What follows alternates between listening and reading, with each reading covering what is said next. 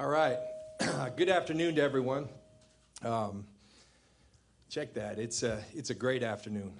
We're very excited as all 49er fans should be today. What we're excited about is this group, starting with Pierre down there. Let's see, we got Marquise, Robbie, Brian. He's been here. Kyle, Logan, and Malcolm. We got a haul, and I can tell you that Kyle and I and Jed and the entire York family, everybody with the 49ers organization is really proud of what we were able to accomplish because we saw guys on film that we love the film, but there's more to it as we've discussed. We got guys of high character on and off the field, and Kyle does a great job, Kyle Shanahan does a great job of talking about when we're watching film. You know, one phrase he uses a lot is what it takes to win championships. And all of these guys fit in that mold. So we're thrilled to have them here. I want a couple quick thank yous. Parag Marate and his group did a wonderful job.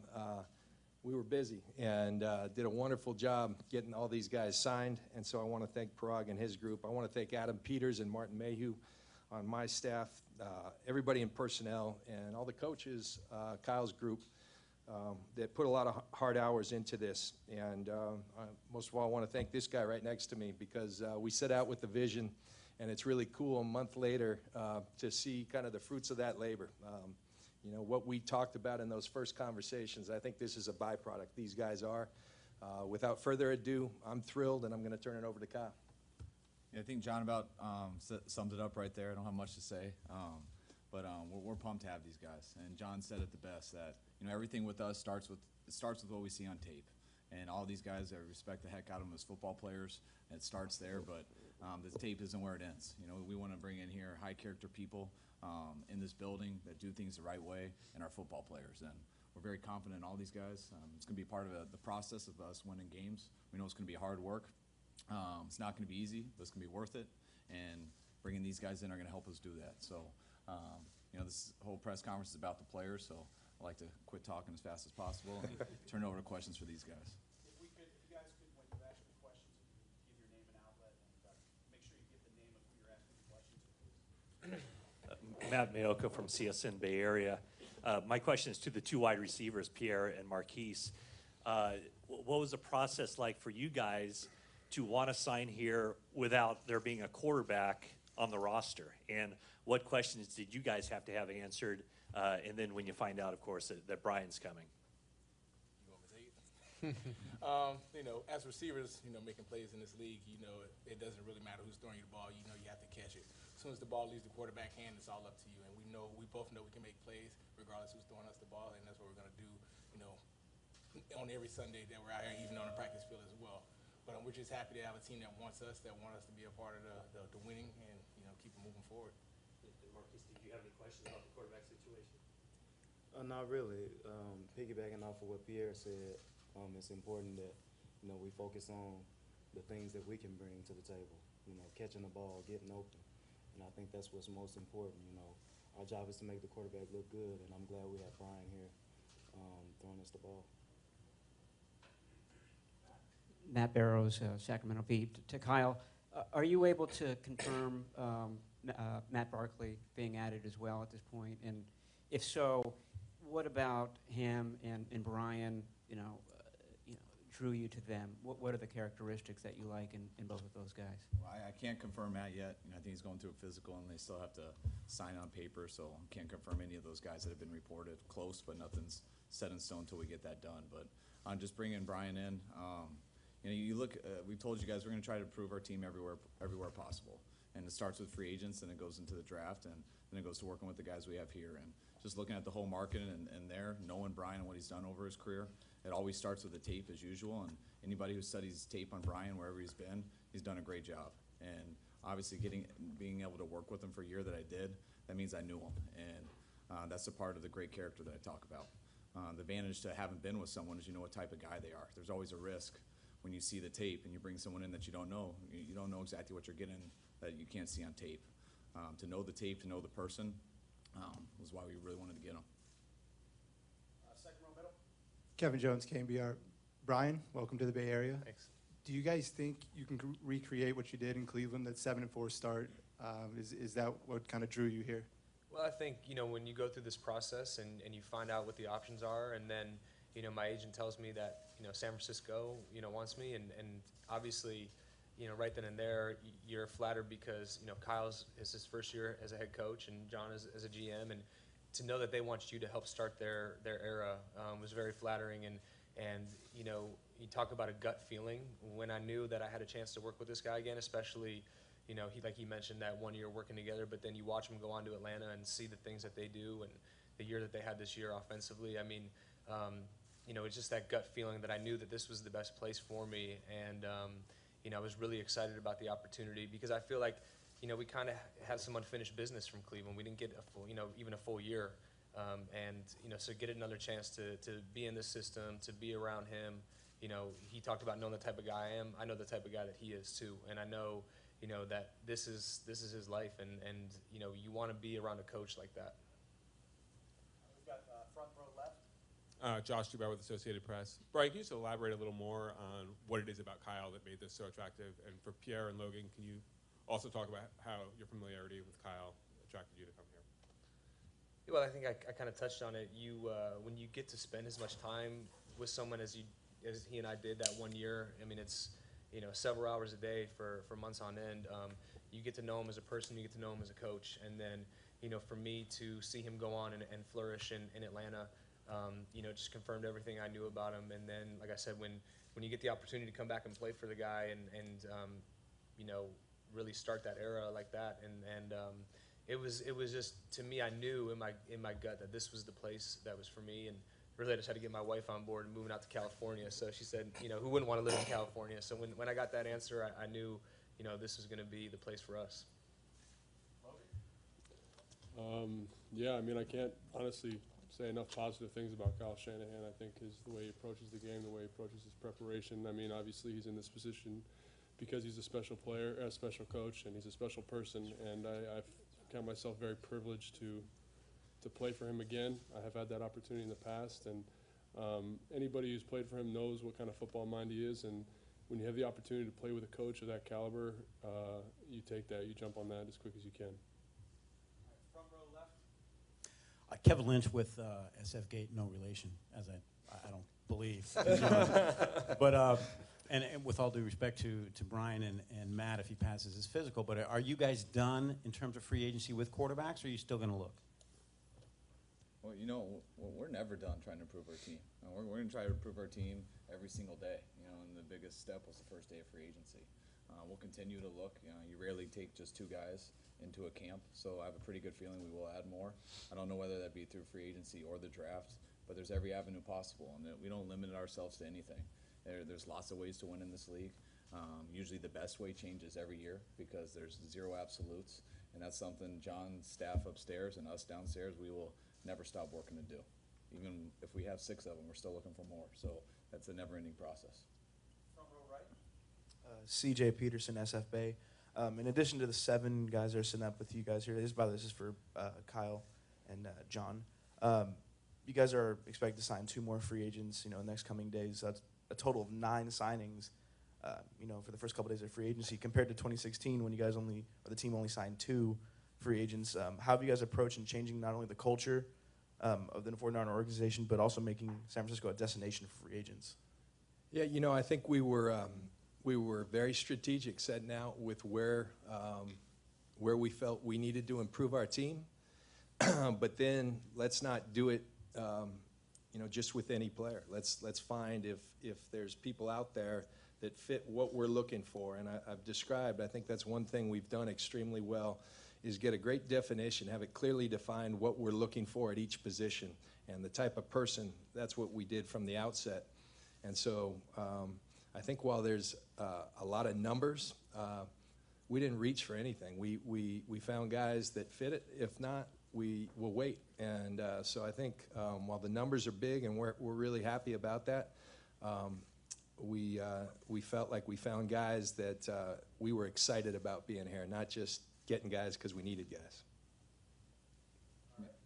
Nick here on the right. Yeah, Nick Wagner, ESPN. My question is for the other Kyle, and I'm not going to be the first one to try to pronounce your last name. But you're one of the guys who hasn't played for Kyle in the past, but I'm assuming you've studied a lot of his offense and the way he uses fullbacks. What about that was appealing to you, and do you see this as an opportunity to really expand on what you've done in this league already?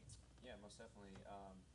I had watched tape on the Falcons' offense last offseason just because they were one of the best probably the best offense in the NFL last season, and I like to watch Patrick DeMarco and kind of see how he was being used and what he was good at. And I use that to kind of compare with myself.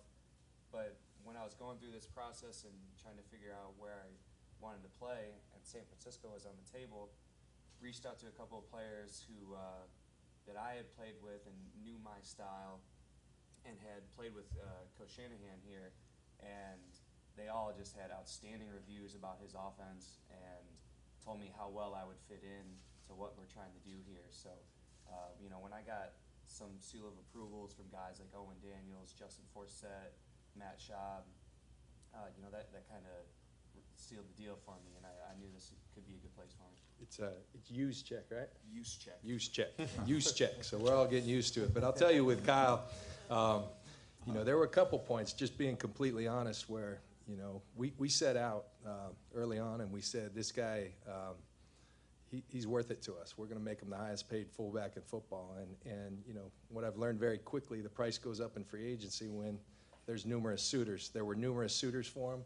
And at some point, Kyle and I said, wow, this is getting real. And, but we both gravitated, I forget who coined it, but we said, let's not think of him as a fullback. He's an OW. So if you see OW, that stands for offensive weapon. And we saw an offensive weapon that this guy is thrilled to be able to use in a number of different capacities. And, I think that kind of is symbolic of our approach.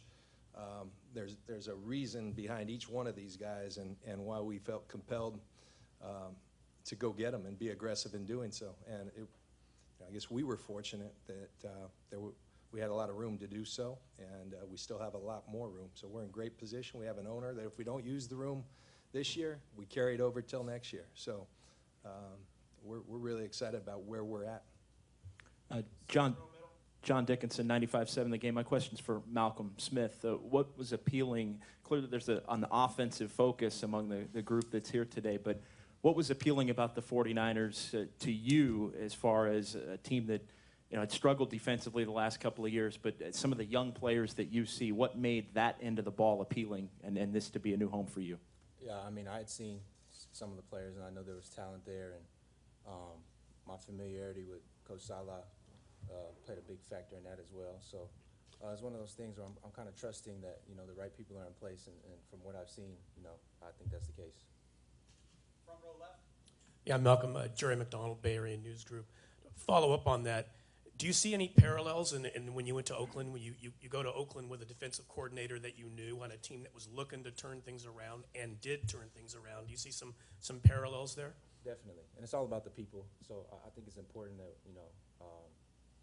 one of the most important things to the management here is the character.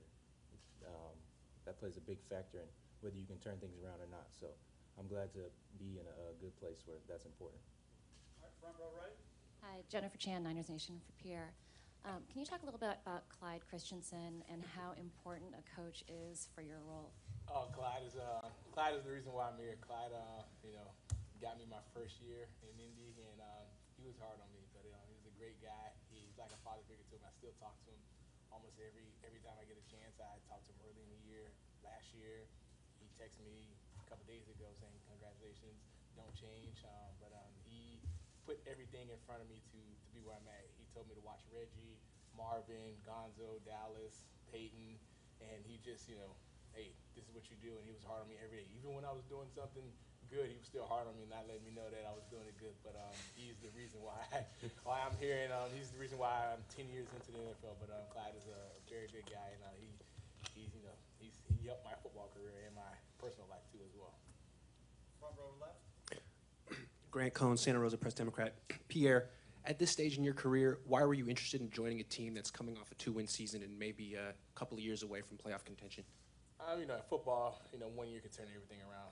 We've done that in D.C. when I went to D.C. when Kyle brought me in.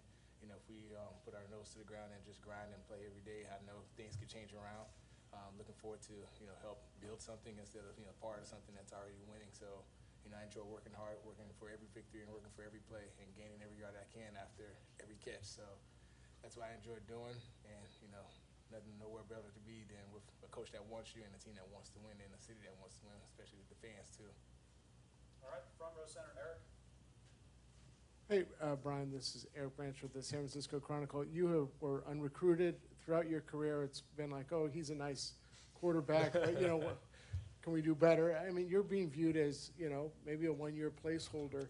I assume everyone talks about a chip on their shoulder. Do you have that just because of maybe the reputation you have as a good quarterback but not considered among the elite? Yeah, I think, especially when you enter the league as an undrafted free agent, you always feel like there's a lot to prove. So, I'm worried about this year, and that's all I can control. And that's coming in here and being the best quarterback I can for this organization. It's a really exciting time. You see the guys that, they've put in place. Like I said, I've worked with Kyle. You get to meet John Lynch, a guy who knows a lot about football, who's been in our shoes. There's a lot of respect there. And so for me, I have a lot of confidence in myself.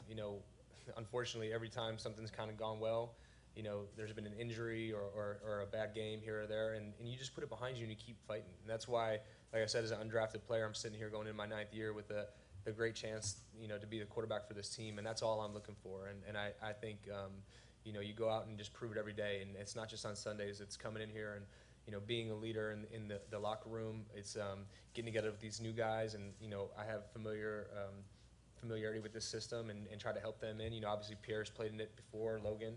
We bring Marquise in here and get him going, and Kyle.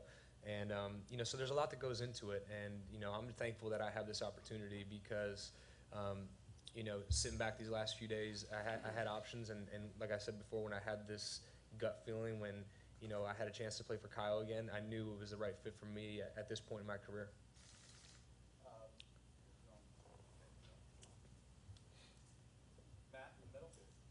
Matt Mayoko again. Robbie, you've kicked in some difficult places. I'm sure you've kicked at Candlestick as well, and I think you were here probably for the first game. Your thoughts on coming here, kicking in Levi Stadium, and replacing Phil Dawson? Well, first, I have the most respect for Phil Dawson. He's probably been the guy that I've looked up to since the beginning of my career because of how well not only did he kick here, but also in Cleveland. The type of person that he is, and the respect that I have for him trying to watch film, and you talk about getting better and the things that you do and the people you want to model yourself after. That's a guy that, I hope that I can come in and do my job to help these guys around me, whether it's finish a drive or start the defense off backed up with kickoff, or let the guys go hunt and eat on kickoff as well. But I think the big part for me is I'm excited about the warm weather. I'm going to be completely honest. Thinking in Chicago and New York, get into December and it's 70 degrees, it's going to be a little bit different for me. But at the end of the day, I think a lot of these guys can tell you it's about relationships. It's about doing your job. It's about fighting for one another. It's about the culture in the locker room. And I think if you talk to any single one of these guys, which we've probably passed each other 10 times, whether it's by physical, by going to HR or whatever, I think there's a common goal that each guy here has, and it's winning. And that's all we talk about. And we've talked about, hey, we're going to do it for one another. It's not about stats. It's not about I'm going to catch this amount of balls. I don't think any guy sitting here talking at all today talked about I'm going to do this, and I'm going to have this, and I'm going to do that. And it was all about really winning and how we're going to go about winning. So I'm excited to be kicking in warm weather, but shoot, I'm excited about this group. You talk about a kicker. A kicker gets a lot of time on his hands to talk to everybody, realistically, and we get to observe a lot. And you talk about the two guys that are really forming what the building blocks and the foundation for what's going to be, I think, something really special, and that's what gets me excited about being on the stage today. All right, here, second row right. Nick Wagner, ESPN. Marquise, as a guy who some of the things obviously out of your control with injuries and things maybe haven't produced as much as you would have liked in the past, When you were making your decision, did you look at a guy like, say, a Taylor Gabriel, who Kyle had success with, and kind of pulled that out of him? Was that a factor in your decision, and did you do that? I just looked at the opportunity that I had ahead of me. You know, being able to have the opportunity to come to an organization like this is, you know, a blessing in disguise. Coming from Buffalo, totally different. The culture, the winning tradition here, the people here, the sun, the warm weather. You know, everything about it is just different. So I'm thankful for the opportunity. Joe here in the second row, right? Joe Fan, 49ers.com. Pierre, specifically reuniting with Kyle, how appealing was that? You had some great years with him in Washington. It was very appealing. You know, me and Kyle go way back. I enjoy working with Kyle. He definitely is an offensive guru, and you know, he will definitely show us how it's done with his own personal tapes. You know, in our film room. But you know, it's one of those things that, you know, he loves what he does. He loves, you know, players that play hard for him, and I enjoy playing for somebody that wants me. So, you know, it's happy to be reunited, happy to see him doing well, happy to see he's the head coach, and I'm happy to, you know, get this thing started. All right, so we'll shut it down there. If you bear with us